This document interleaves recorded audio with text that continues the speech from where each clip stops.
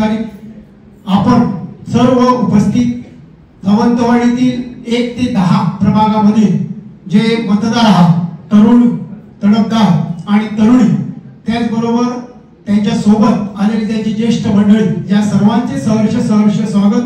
आमचे पत्रकार त्याचबरोबर मीडिया यांचे या ठिकाणी स्वागत. आणि मित्रो, आज या ठिकाणी हा प्रवेश म्हणजे निश्चितच आपल्या सावंतवाडी नगरपालिकेवरती आपल्या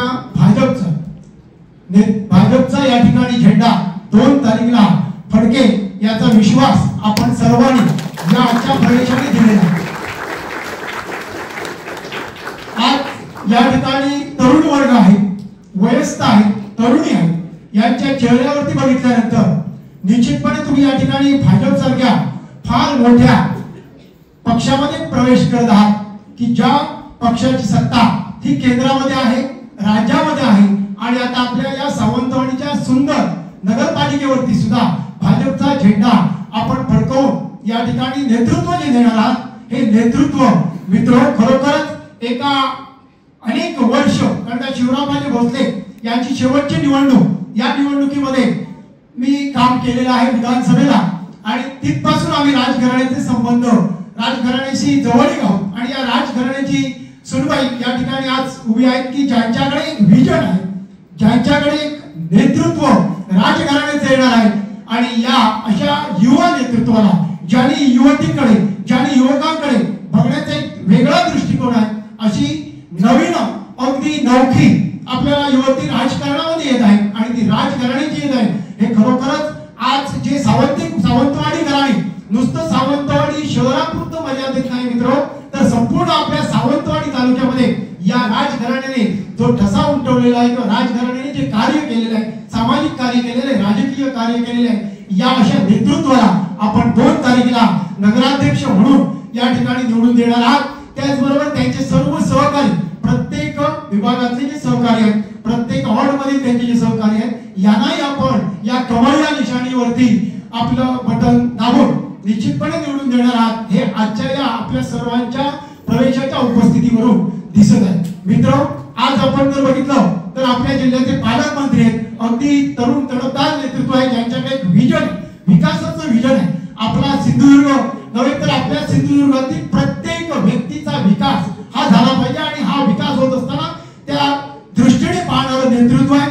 त्याचबरोबर अगदी आपल्या या कोकणातील नेतृत्व, ज्यांनी महाराष्ट्रभर प्रदेशाध्यक्ष म्हणून काम करत आहे, त्याचे सन्माननीय रवींद्रजी चव्हाण साहेब, हे या ठिकाणी अगदी आपल्या नगरपालिकेवरती लक्ष ठेवून आहेत. निश्चितपणे ह्या दोन्ही नेतृत्वाने या ठिकाणी, त्याचबरोबर त्यांच्या जोडीला हे उमलतं युवा नेतृत्व विशालजी परब हे आहेत आणि त्यांच्या माध्यमातून आज हा या ठिकाणी प्रवेश होत आहे. खरोखरच आपण भाग्यवान आहात की आपण कमळ या निशाणीवरती आपल्या प्रत्येक वॉर्डमधील एकूण आपल्याला 3 मत आहेत.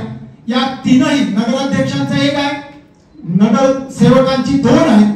या 3ही आपल्याला उमेदवारांच्या समोरील जे कमळाचं बटन आहे, त्या बटनावरती आपण दाबायचं आहे आणि आपलं बहुमूल्य असं मत द्यायचं आहे. निश्चितपणे हे आपलं मत वाया जाणार नाही, कारण का या ठिकाणी जे येणारे सर्व नगराध्यक्ष, नगरसेवक आहेत, त्यांना मार्गदर्शन करणारे असे युवा नेतृत्व, त्याचबरोबर आपलं पालकमंत्री आपले आहेत, त्याचबरोबर प्रदेशाध्यक्ष आहेत की ज्यांच्याकडून आपल्याला या ठिकाणी चांगल्या प्रकारचं मार्गदर्शन होऊन चांगल्या प्रकारचा विकास होईल. आणि निश्चितच 5 वर्षात आपल्याला या सावंतवाडीची जी सुंदर वाडी आपण म्हणतो, त्याही पेक्षा अधिक सुंदर वाडी या ठिकाणी आपल्याला दिसेल.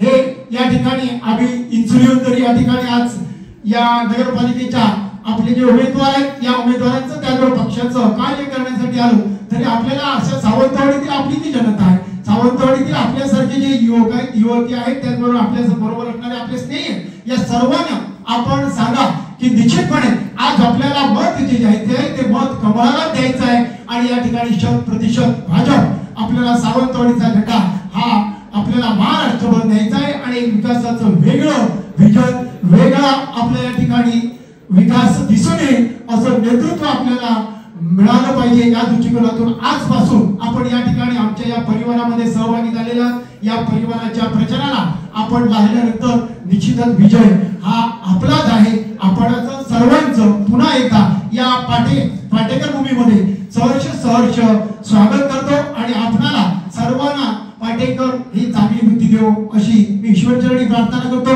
आणि या ठिकाणी विचारलेला धन्यवाद देतो की हा फार मोठा आपला संपूर्ण हाही हॉल मधला प्रवेश आहे. हा प्रवेश महत्वाचा आहे आणि हा वेगळा संदेश आपल्या या संपूर्ण सुंदरवाडीमध्ये जाणार आहे आणि या वेगळ्या संदेशाचं विजयात रूपांतर होणार आहे. मी या ठिकाणी माझं छोटंसं मनोगत थांबवतो. जय हिंद, जय भारत.